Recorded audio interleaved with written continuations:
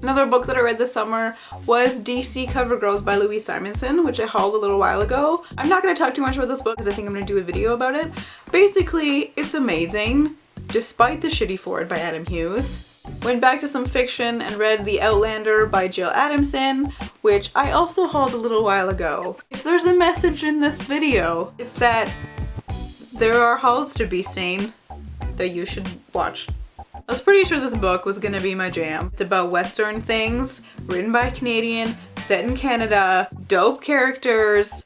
I don't really have anything else to say about this book besides the fact that it's really good. What is also great about this book is that it's very realistic in the sense that, you know, when you always wonder, like, what did girls do on their period during pioneer times? Another book that I read was Balzac and the Little Chinese Seamstress by Day Saji, maybe? I don't know, I'm sorry. I picked up this book in a secondhand shop because I kept seeing it in other secondhand shops and everywhere. The covers are really nice with like the red and the teal and then this. It's a very pretty book. Also has Balzac on it. This book is set during the Cultural Revolution in China, which is where Mao basically sent all the bourgeoisie-esque children who had been educated out into rural parts of the country where they had to live in small towns and were basically re-educated on the ways of agriculture because, you know, communism. And so this book follows two boys who are friends who get sent off into a very small village on a mountain together, and they find a stash of banned books, which is all Western literature. So Brontes, all that kind of stuff. But the one author that stands out to them the most is Balzac. While they're there, they both befriend and like the little Chinese seamstress in their village. This book it's very short. It was very good. I didn't love it. However, it does have one of the best endings of all time.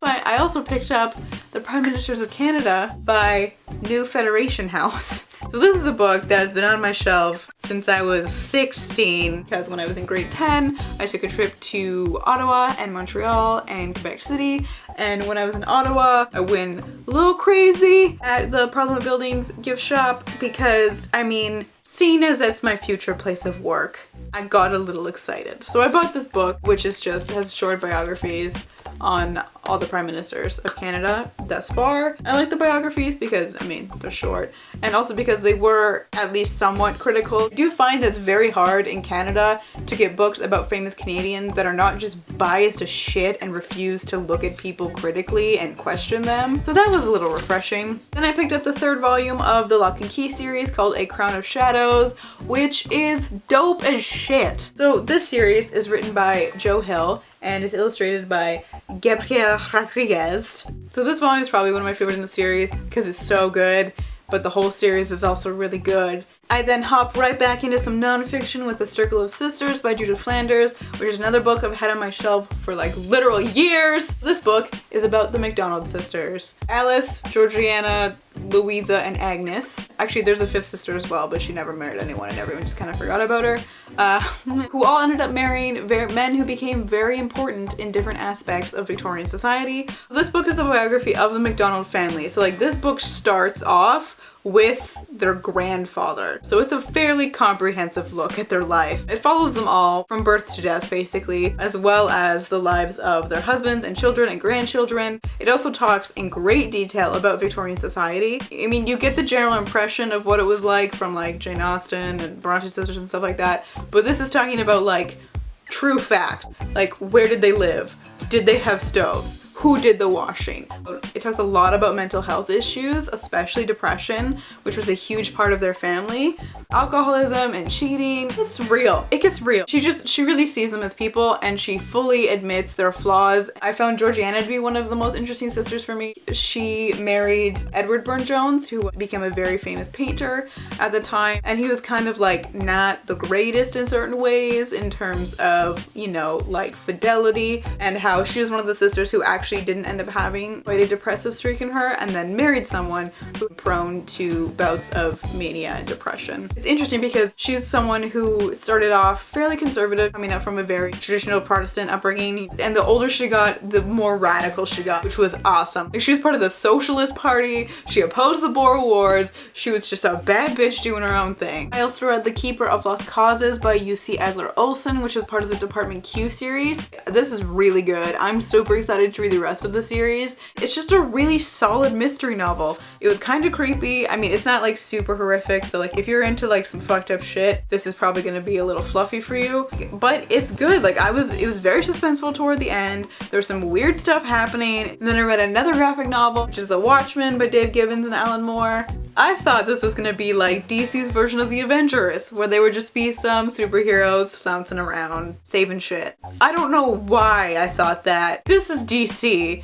It was dark, gritty, and a little fucked up.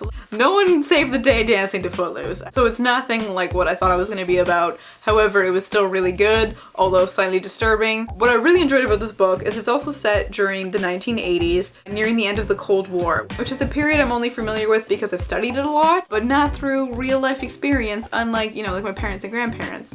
I don't really know how to talk about this book. Maybe I'll revisit this book when I have more coherent thoughts, I think. One of the last books I read was I Am Woman, A Native Perspective on Sociology and Feminism by Lee Miracle. I think that's how you say it. This book combines her academia as well as her personal experience and how feminism intersects with that in living in a post-colonial society. This is definitely the most important book I read all summer. I don't really know how to talk about this book because I don't feel at liberty to talk about these topics because they're not about me and they're not for me. The second last book that I read this summer was Of Mice and Men by John Steinbeck. I've never read Steinbeck before. I picked this book up in a bookstore when I was on holiday and I started reading it that day because it's very short and I was interested. And sitting on the beach, hot day, reading this, perfect setting. But holy shit, did it just shatter my heart. And the last book that I read this summer is The Final Empire by Brandon Sanderson, book 1 in the Mistborn trilogy. I bought this book online from the book depository because I've been craving reading a fantasy for like months, because I don't think I've actually read one since like Harry Potter came out, or maybe when I tried reading Aragon that one time. Fuck those books, by the way. The first third of the book was pretty slow, but I loved it as it started to pick up. This book gave me some serious feels that I was not fully expecting, and it was very good. So that was my mostly coherent wrap up of summer 2014. It is now over. Enjoy your lives, go outside, eat a muffin, have a good day.